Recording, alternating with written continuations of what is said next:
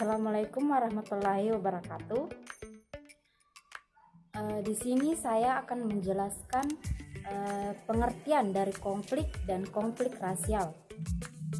Konflik adalah unsur terpenting dalam kehidupan manusia. Manusia adalah makhluk konfliktif, yaitu makhluk yang selalu terlibat dalam perbedaan, pertentangan, dan persaingan baik sukarela maupun terpaksa. Nah, dalam Kamus Umum Bahasa Indonesia, konflik berarti pertentangan atau percekcokan.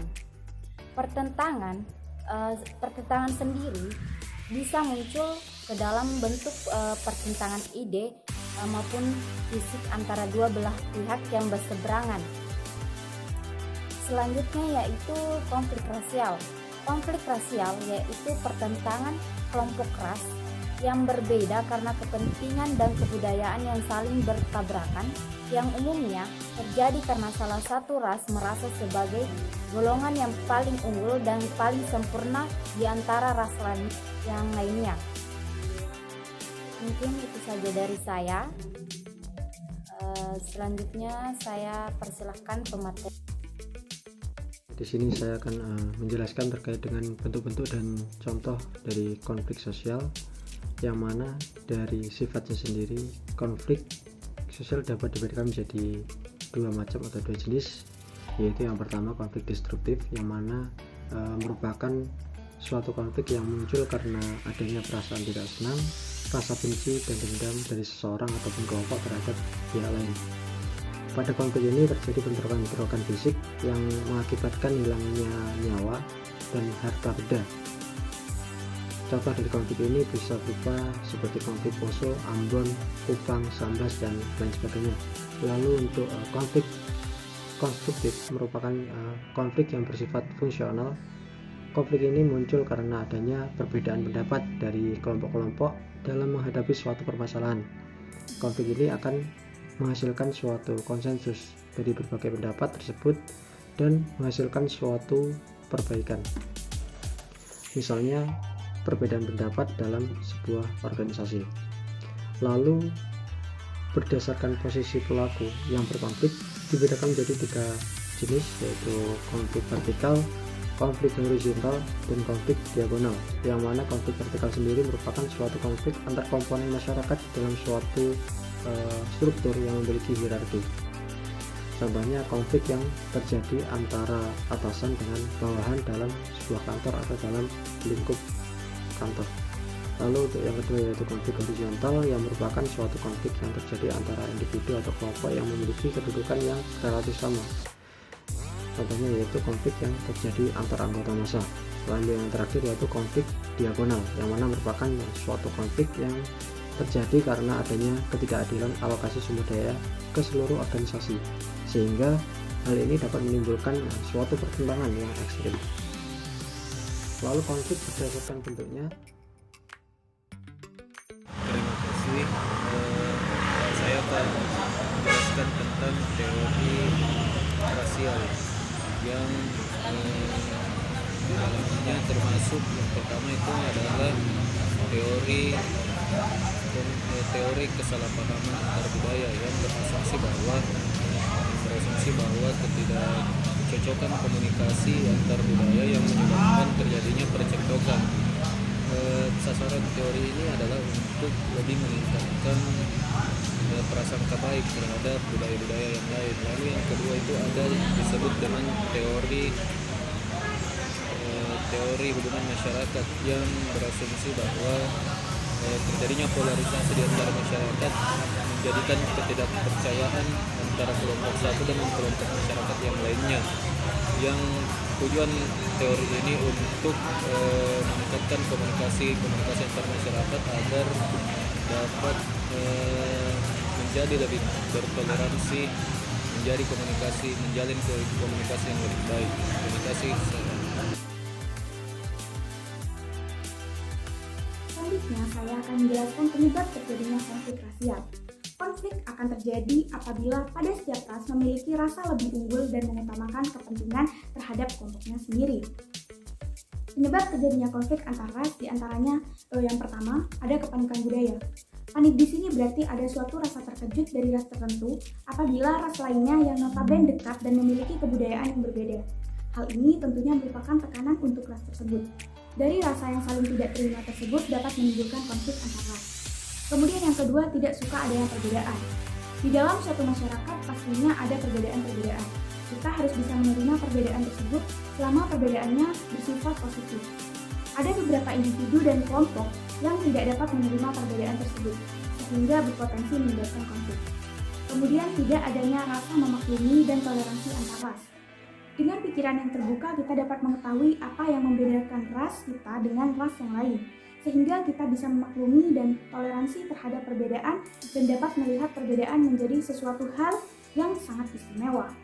Namun pada kenyataannya masyarakat luas belum bisa mengaplikasikan di dalam kehidupan sehari-hari. Kemudian yang keempat, maraknya rasisme. Kebiasaan rasisme masih sering dilakukan oleh masyarakat Indonesia, seperti sebutan-sebutan yang merendahkan ras yang berbeda. Sering sekali masyarakat menganggapnya sebagai bahan bercandaan, namun setiap orang memiliki respon yang berbeda-beda, sehingga ketika seseorang tersinggung dengan perkataan orang yang menghina rasnya, maka akan berujung konflik dan permusuhan. Dampak positif konflik menurut perspektif kognitif Robert A. Baron. Konflik dapat membuat permasalahan yang dulunya terhiraukan atau disembunyikan akhirnya terungkap dan dapat diselesaikan. Konflik dapat menimbulkan ide-ide atau inovasi baru untuk membuat perubahan positif. Konflik dapat meningkatkan anggota-anggota dari kelompok pihak yang ada dapat menjadi loyal dan merasakan solidaritas dari pihak tersebut. Dampak negatif dari adanya konflik rasial yaitu yang pertama adalah hancurnya kesatuan dan persatuan struktur kemasyarakatan. Karena semakin banyak jumlah individu yang terlibat dalam konflik, maka dampak keretakan dan kehancuran pada persatuan dan kesatuan semakin besar. Jatuhnya korban jiwa dan kerugian harta benda. Konflik yang ada pada awalnya kecil kemudian menjadi besar yang menyebabkan beberapa pihak menghalalkan segala cara dalam kekerasan demi mencapai tujuan. Selanjutnya adalah munculnya dominasi antar kelompok pemenang terhadap yang kalah. Dampaknya kelompok yang menang akan mendominasi dan mendiskriminasi kelompok yang kalah. Terganggunya stabilitas ekonomi. Penyebabnya ialah pada wilayah yang berkonflik terjadi transaksi perekonomian yang tidak berjalan sebagaimana mestinya. Selanjutnya, mengancam persatuan dan kesatuan bangsa. Akhirnya masyarakat tidak lagi bisa membedakan mana yang benar dan mana yang salah sehingga mengklaim dirinya lah yang paling benar. Adanya pihak provokasi yang melibatkan banyak pihak lain terseret konflik. Akan adanya usaha untuk menyeret lebih banyak pihak dalam sebuah konflik sehingga tentunya konflik akan semakin meluas dan dampak yang akan ditimbulkan juga semakin besar. Selanjutnya adalah masyarakat merasa terancam karena stabilitas keamanan terganggu. Mencekamnya wilayah konflik akan membuat masyarakat menjadi ketakutan dan terancam yang berpengaruh pada stabilitas keamanan negara. Yang terakhir adalah mengganggu jalannya roda pemerintahan.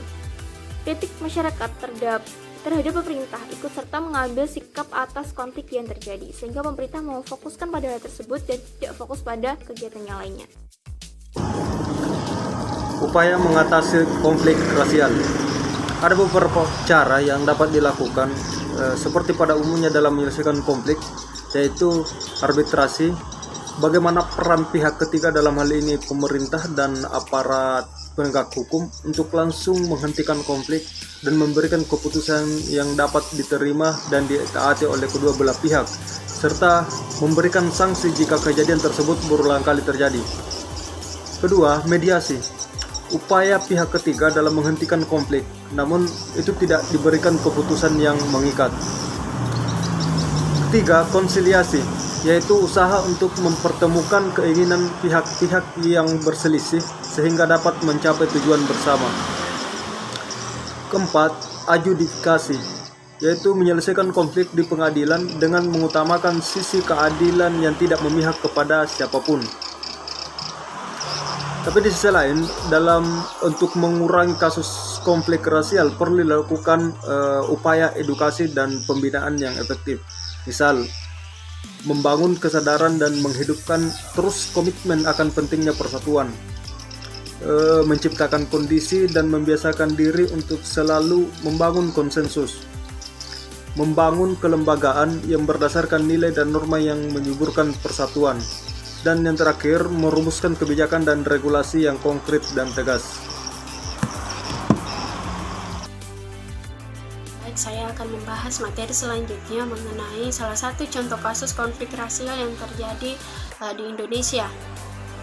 Di sini saya akan membahas kasus konflik rasial yang terjadi antara etnis Tionghoa dengan masyarakat pribumi Jawa di Surakarta pada tahun 1972 sampai 1998, di mana awal mula kerusuhan rasial yang terjadi tersebut diawali dengan kasus terbunuhnya seorang tukang beca, di mana dilatar belakangi oleh ketidaksepahaman pembayaran jasa antara tukang beca dengan encik seorang Arab, dan akhirnya menyebabkan mereka beradu mulut, saling memukul, dan berakhir dengan terbunuhnya si tukang beca tersebut. Nah, kabar meninggalnya tukang beca tersebut dengan cepat menyebar luas di kota Surakarta dan menyebabkan amarah massa yang memuncak. Dan pada esok harinya setelah kejadian, tukang beca se-Surakarta dan masyarakat lainnya langsung bergelombol mendatangi lokasi kejadian dan melakukan aksi karena merasa tidak terima atas kejadian tersebut.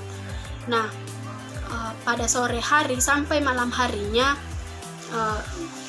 mereka mendatangi toko-toko di Pasar Pon dan melakukan pembakaran serta perusakan toko-toko tersebut. Nah, dan lucunya pembakaran dan perusakan yang dilakukan tidak hanya terhadap toko-toko pedagang Arab, tetapi toko pedagang Tionghoa juga ikut terbakar. Nah, 8 tahun setelah kejadian tersebut, pada tahun 1980 terjadi lagi kerusuhan yang lebih besar, di mana dilatar belakangi oleh tabrakan lalu lintas antara Pipit, seorang pelajar yang bersuku Jawa, dengan Kicak yang merupakan pemuda Tionghoa. Dan kemudian terjadi kasus pemukulan oleh Kicak terhadap Pipit. Nah, Pipit merasa tidak terima atas kasus pemukulan tersebut dan kemudian mengumpulkan teman-temannya untuk melakukan aksi demonstrasi. Dari situ kasus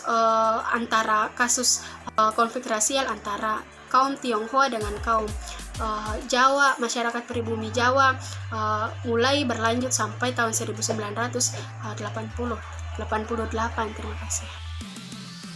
Assalamualaikum warahmatullahi wabarakatuh. Perkenalkan, saya Nita Masari.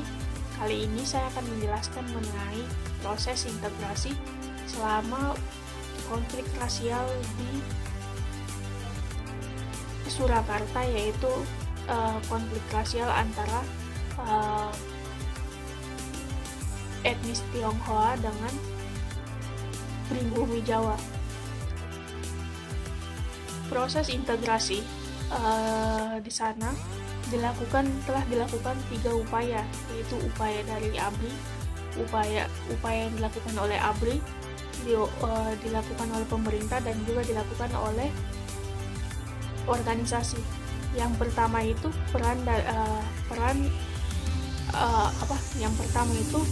dilakukan oleh upaya yang dilakukan oleh ABRI. Upaya yang dilakukan oleh ABRI yaitu penjagaan ketat di Surakarta agar tidak terjadi kerusuhan yang lebih lanjut, sehingga masyarakat merasa aman dan nyaman di wilayah Surakarta. Sedangkan upaya dari pemerintah sendiri yaitu dilakukan imbauan kepada masyarakat agar masyarakat tidak mudah terpengaruh oleh isu-isu yang belum benar mengenai konflik yang terjadi di Surakarta. Yang ketiga, yang terakhir, yaitu upaya yang dilakukan para organisasi, dari pihak organisasi. Mereka melakukan aksi agar dalang dari konflik ini dikecam bahwa mereka akan terkena hukuman dari masyarakat, bahwa tindakan mereka itu sangat membuat masyarakat merasa resah dan membuat perpecahan di Surakarta itu sendiri, sehingga organisasi-organisasi ini melakukan aksi seruan untuk